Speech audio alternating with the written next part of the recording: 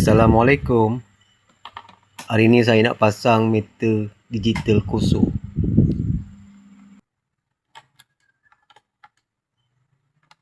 Okey, nak atasi masalah signal ni, meter digital kosong. Dia kanan ke kiri kan? Kiri ke kanan. Dia kalau daripada kilang lah. Jadi kalau nak atasi masalah ni, soket ni warna biru laut dengan oren pindah tempat.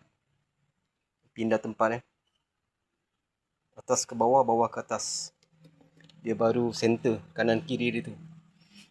Untuk RPM, warna biru putih ni joinkan dengan ECU yang bawah sekali. Ni ECU, kedudukan dia macam ni kat bawah sekali. Dia kat bawah.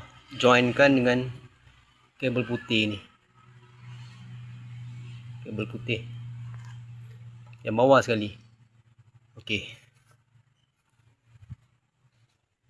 Dia baru kanan, betul ke kanan. Kalau tidak dia akan ke kiri lampu ni. Masalah yang saya tak dapat selesaikan ni meter lampu enjin ni. Lampu enjin ni saya dah join dia tak function juga. Tapi tak apa. Tengok kita start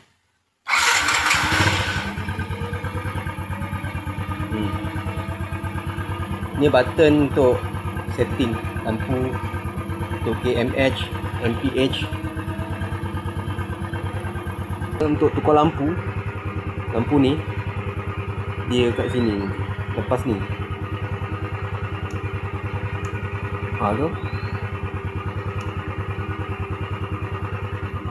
ILLC tu, color hijau, merah, biru. Kita pulang lah nak warna apa. Meter kosong digital.